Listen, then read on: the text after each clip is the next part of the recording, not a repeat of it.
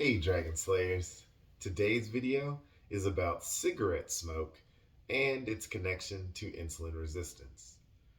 Cigarette smoke exposure damages multiple organ systems, increasing the risk of several debilitating chronic diseases, particularly cardiovascular and respiratory ones. Although U.S. smoking rates are steadily declining, cigarette smoke, nevertheless, is the most common cause of preventable death. It remains a relatively common inhaled toxin. Almost half of the U.S. population is regularly exposed to cigarette smoke, and approximately 20% of young children live with a smoker in their home. Worldwide, the picture is much grimmer.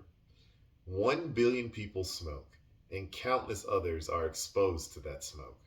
And the numbers outside the US are increasing by roughly 200 million new smokers in the past 20 years. Obviously, this represents a substantial health burden. While a great deal of attention has rightly focused on the obvious heart and lung effects with smoke exposure, cigarette smoke also profoundly desensitizes the whole body to insulin. Dr. Gerald Reaven was the first to identify a relationship between smoking and insulin resistance over 20 years ago, and multiple studies since have corroborated his findings. One of these corroborating studies warrants mention simply because of how remarkable it is. All research on cigarette smoke and insulin resistance comes from either animal interventions or studies in humans done prospectively. That is, watching for future outcomes in current sample of participants, or retrospectively looking at past populations for specific trends. Of course, everybody knows you can't take a group of non smoking people and have them smoke for a study. That would be deeply unethical.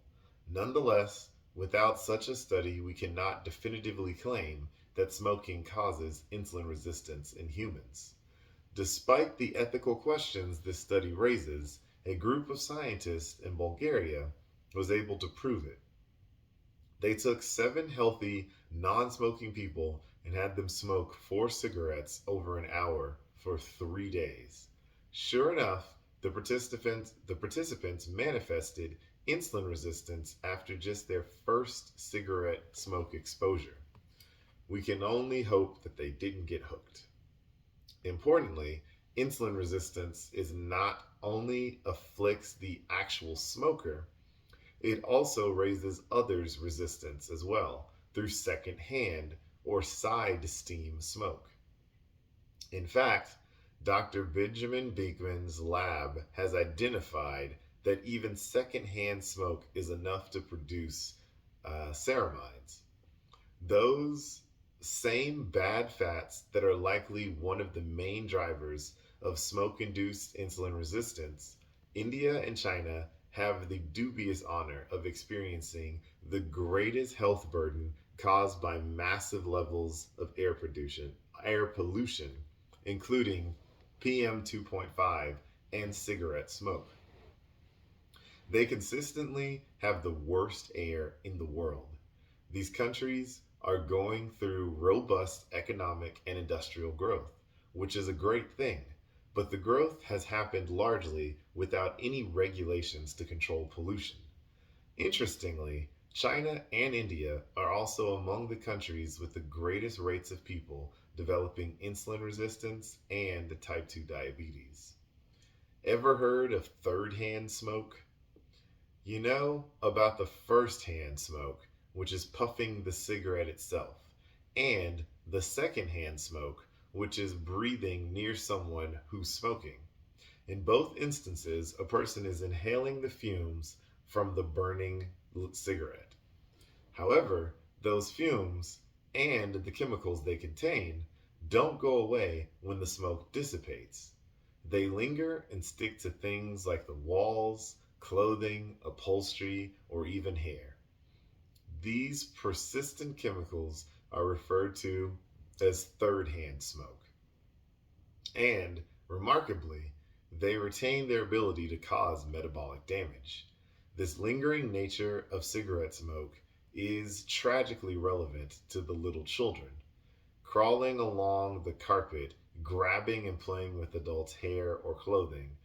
Of all the noxious chemicals one inhales from cigarette smoke, nicotine, the main addictive component, is the um, it's sort of it's at least part of the problem. We've discussed the role of sick fat cells earlier. When fat cells become insulin resistant, the rest of the body often does too. Fat cells are one of the direct sites where nicotine acts to create insulin resistance, though other tissues appear to suffer in the same response, such as muscle. Nowadays, there are several vehicles a person can use to get nicotine, including gum and e cigarettes or vaping, and they all increase insulin resistance. In one study that weaned cigarette smokers off smoking and onto nicotine gum, those that used the gum actually experienced a worsening of insulin resistance, whereas those that didn't use the gum had evidence of a general improvement, though the evidence is still somewhat sparse. Vaping could cause similar problems. The solution to breathing dirty air, whether deliberately or accidentally, is obvious. If not easy, don't breathe it. It's all or nothing, and nothing is far better. However, when it comes to the food we eat, it's a little trickier. We don't need to smoke, but we do need to eat. In the next video, we'll start to take a look at some of the additives, chemicals, and preservatives in food and how they drive insulin resistance. And that's what I've got for you guys today. Don't forget to like and subscribe because it really helps the channel out. And remember, guys, that together, you and I will slay the dreaded diabetes dragon.